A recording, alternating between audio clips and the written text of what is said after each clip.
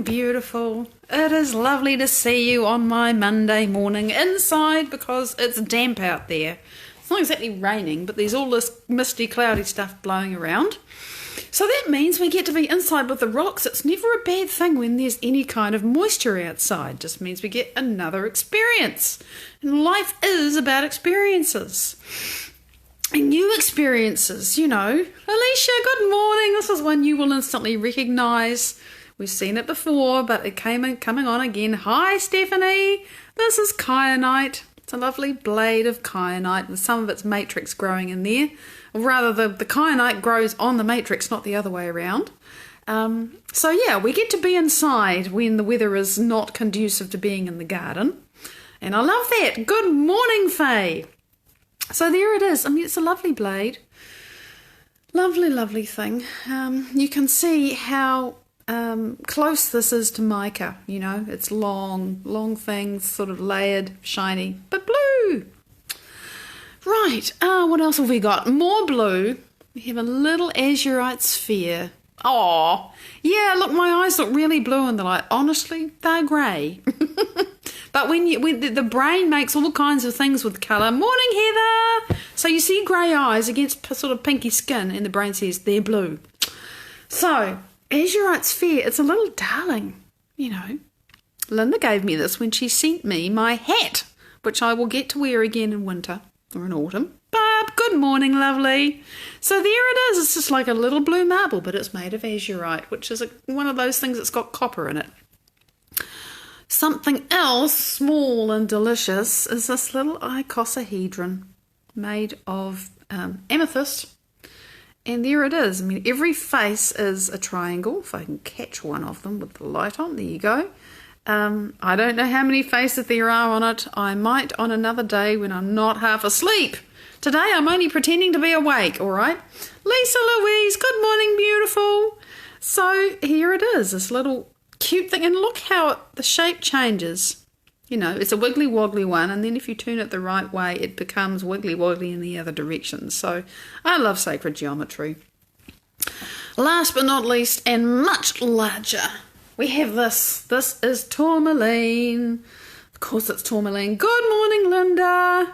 And it's shiny too, right? And it's this beautiful, large, double terminated, big piece of shoral tourmaline. And I mean, what do I need to say? It's fabulous.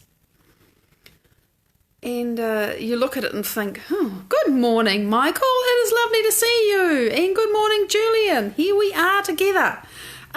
So it's just this fabulous thing. It's quite heavy. I think this weighs, I can't remember if it actually weighs a kilo. I think it does. It's pretty solid. And tourmaline just, well, it's lovely, you know. I have never really talked about the meanings of the different crystals and what the energy is supposed to do for you, because to be honest, I never found that to be true. Crystals are just like people, and they all have a different energy. And just because, you know, I have pale skin and I used to have red hair, just because I have pale skin and red hair does not mean I'm from Ireland. In fact, there isn't a shred of Irish genetics in my genetics. As far as we know, we all wonder why myself and my older sister had red hair, but we do. So, today, what we're talking about is the human capacity for analysis paralysis and wanting to know why it is the way it is. And why that's not really a particularly good place to put our attention.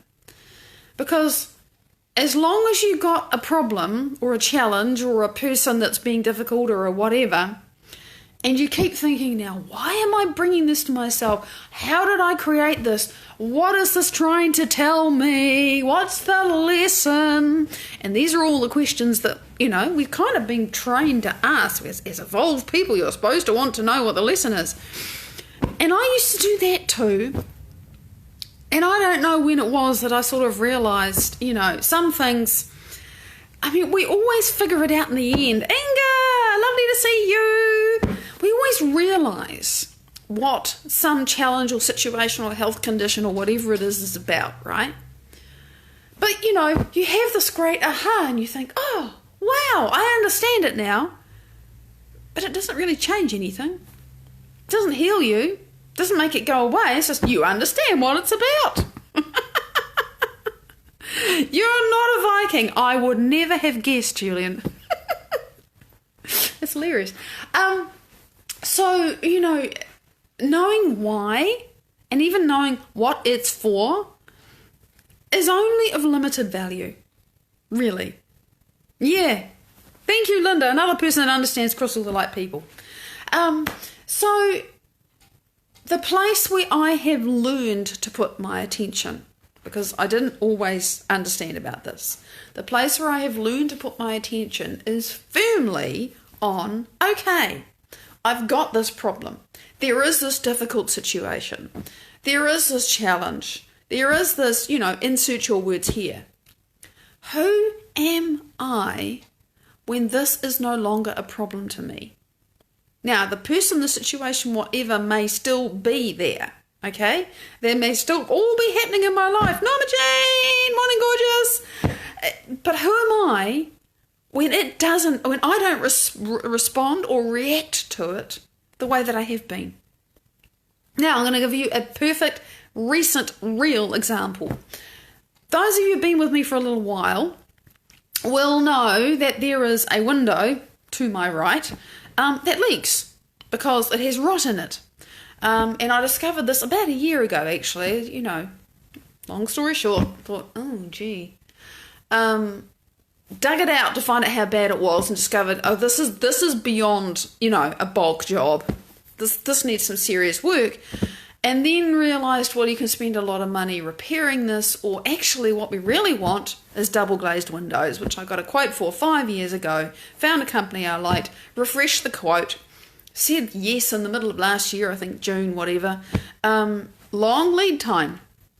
Now on Friday, good morning Lisa, on Friday, and it's been stepping along, and they have this lead time, and there are progress payments when they order the cabinet, the equipment, the units and stuff, all that.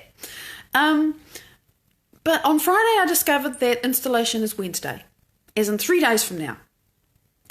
And actually, to cut a long story short, my husband and I, I knew that I was going to get advised, but I thought I'd have a couple of weeks. I was pretty sure that I was going to have a couple of weeks to get organised. And it put me into a spin. Not immediately, but I could feel it kind of brewing. Because there are some of the windows that are more or less ready, because they they take out the sash with the glass in it, take it away, put the double glazed unit in, bring it back, stick it back in, hang it in properly and make it all sealed and nice and new hardware and everything. And then you've got a little bit of painting to do or whatever you want. There's something to do on the outside, and for us there's plenty to do on the inside. And I always knew that we were going to have to strip paint off 4 window sashes before they took them away. Because the last thing you want to be doing is using stripper and sanding and doing things next to brand new glass, because you don't want to scratch it, right? So suddenly on Saturday morning, I had a beautiful meditation on Saturday. I have a beautiful meditation every day. But suddenly, Saturday morning Saturday was lovely in the morning. And then the afternoon we had lunch, and it's like, okay, we need a shopping list. And we sat down and worked out what we needed to do and when, and, the project manager and me, not that I really enjoy project management, but, divide and conquer, break it down. Morning, there's rain. Make a shopping list. Okay, that's the first thing, is go to the shop. So we go to the shop, and we just finding the stuff was quite challenging. It was a big shop. But I really became highly incoherent. I sort of sat there, and I was driving, which was fine. I drive much better these days. It's just easier with a better brain. And we parked, and I just finally sort of went, okay, I'm really incoherent. I'm just, completely overwhelmed by this. This is impossible, can't be done, feeling immense time pressure. And I was sitting inside my brain going, well, this is, I'm in high beta. I want to scream. I want to cry. I want to, ah! And we just sat in the car, and I sat with it for a bit, and, And that was fine. And we got into the warehouse, and it wasn't easy to find things. And I thought, I've just got to be present with what I'm doing right now. There I was thinking, who do I need to be? I've got to be present right now so that I can flow with this and find the things that we need to find. And so I managed to do that. I managed to just quietly calm things down, having something to do, even if you're not feeling fantastic. Let's get into a flow here. So we found the things that we wanted, got home, and it was already like 3 o'clock, and I don't think we got any, and then we had to set everything up and think about all the details. And I don't think we even got any stripper on anything until 3 or 4 in the afternoon. Didn't finish until about midnight. And the thing was no way done because this is old paint, and old paint is hard to get off. So, it was a busy day, and there was time, there was dinner, but, we just kept going.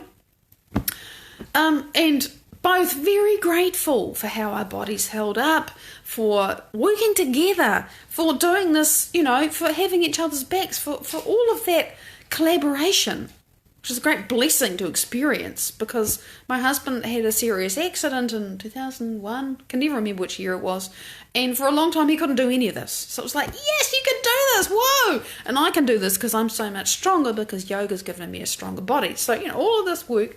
Went to bed, got up, and Sunday was another really full-on busy day, and at the end of Sunday, and it was like 11:45, I'm tired today, because then I went to bed and just could not sleep very well, because disruption in my environment is actually something that's quite profound for me. I'll get to that in a minute. But at the end of midnight, I've taken photographs. 2 of the window frames were stripped, done. The other 2 got a little bit left at the bottom. So it's really interesting how paint does or does not respond to stripper. So anyway, point being, morning Jennifer, lovely to see you. Yeah, right. Yeah, so whenever there's a change or a challenge or whatever, we can lose the plot. But I know what it feels like now, and it doesn't feel nice. It doesn't feel nice. And so, on Sunday morning, I had quite a job to do to get my brain to calm down, to find coherence again. Because it wasn't just this physical disruption. The physical disruption was a physical disruption. For some people it's nothing, or it's just inconvenient. For me, it was triggering up some very old stuff from another lifetime, tra-la-la, which deeply traumatic. And so, and I've been one way and another clearing and removing and releasing this stuff over the last week and a half. And the freedom is wonderful, but I know that it's going to keep coming up like layers. I understand that process. So, it's an opportunity, and because I know that this is a process of me letting go, allowing disruption in my environment, in my physical environment, without thinking my world is about to collapse on me, which is actually what happens. Not consciously, but my body has that response. And it's powerful, it knocks me out. So all of that, if I didn't understand what was going on now, put me back 2 years, I would just be in this tremendous level of fear, and I wouldn't understand what I was doing. But I know who I'm becoming. And who I'm becoming is somebody who flows with change, who flows very easily with change. And this week, right, there's still a lot of work to do by Wednesday morning. Morning, Tracy! Wednesday morning, sometime between 9 and 10, the men will turn up and they will take the windows out, and it'll start. There's a lot of work to do. And I've been thinking, okay, how am I going to manage this? What's going to go? And there are things that I'm not going to do this week. And I had to think, how am I going to manage my workload? Am I still doing my lives? I really didn't know. Am I going to take a week off everything? As it turns out, the clarity was very clear. No, just, that's okay. Keep doing that. You might find me a little less responsive on Facebook, because there's just a certain amount of time that I'm going to need to make this all happen. Me and my husband both. So, knowing that this is who I'm choosing to be, see, I'm not focusing on, why is this so hard? What's going on? What's this trying to teach me? No, I already know who I'm choosing to be. And when I get knocked off course, knowing who I'm choosing to be and who I want to be, becomes then my target to say, this is who I am, this is what I want to do. Oh, right, yes, yeah. So then, Linda, you are in the process of becoming somebody who's so connected with your own truth and your own ability to, if you like, deal with people and circumstances and things, that old trauma, which is what it is, the thing that rattles is just the old trauma, that it doesn't exist anymore because you've pulled it out of your body, because you've become somebody else, because you've fired and wired the person that you want to be so much that even if you lose it, you can get it back. So exactly, authoritarian complex victim. So you really know who you've been. But I know that you are very much in the process of working out who you're choosing to be. You understand why you get rattled. You understand all of that, but that doesn't help you. What helps you is thinking, who is the Linda that the person 2 years ago, and make a nice time gap so it's not too recent, the person who did that, and I remember that and it was horrible, and they said those words and I went, who is the Linda who wouldn't have that response, who would just look at that person and say, oh, well, they're having a bad day. Who is that me? Who am I? How does it feel? How do I walk? How do I breathe? How do I move? And you start to put all your attention into being that person. And it gets easier to be that person, and you're still going to melt down from time to time. But, I haven't melted down like that for quite some time. It's not normal for me to do that. By the way, it used to be normal for me to feel overwhelmed a lot. The more I get out of it, the more I realise how much fear and stress and pressure and whatnot there was going on inside me. And I just thought it was normal. I just thought it was me. No, it's not me. It's just who I decided I was. So to take our energy and our attention out of, why is this happening to me? What's this trying to teach me? Sometimes the only thing anything is trying to teach you is that you don't want that to be anymore. So you don't want to be that person. You don't want to be like that person. You don't want that thing in your life anymore. And there's something I heard Dr. Joe Dispenza say recently, listening to one of his workshops that I'm doing online. And I can't quote it, but it's words to the effect of somebody saying to him, look, I didn't manifest that car accident. And he says, well, no, you didn't create that. That happened by default. If you're not creating, stuff is just going to happen to you because you're at effect instead of being at cause. So you can spend all your time and your energy looking at the effect and analysing it and understanding it. But none of that is useful. You want to be at cause. You want to be the creator in your life, and that means disinvesting your energy from all of that stuff in the past and the things you're worried about in the future, and okay, what do I want? Who do I want to be? And how does it feel to be that person? And I'll tell you, as you do this, the contrast between when you're in that space and when you're not becomes really sharp. And because it becomes really sharp, you think, oh my God, I'm going backwards. I feel so awful now. But before, you were blissfully ignorant. Like me, you didn't know that you spent most of your life in fear or anger or bitterness or resentment or, whatever it is. You didn't realise it was your normal state of being. But when you start to get a taste of freedom from the baseline level of torture that you have customarily been subjecting your body to with your emotions, right? Being a bit graphic here, and again, I'm using Joe's words. It is, my body is in torment when I am in that state. And I notice it because now I know what it's like to be coherent. I know what it's like to feel free. I know what it's like to feel love for life, which is the most incredible thing because that was like, are you joking? Love life. Life has it in for me. And I could analyse that, till the cows come home. Increasingly now I find myself capable of approaching that, loving life. Yeah, I kind of know what that feels like now. So it's taken me a long time to fire and wire that, and there's still no massive sense of, oh my God, I'm in love with life. There is in my meditations now. But that's still something that I am finding in myself. And understanding as I do the finding, as I do the creating, the recognition and the understanding of how come it's not been like that and what it's about comes to me. But I think I said this last week. It's like, oh yeah, cool, interesting, pass the ketchup.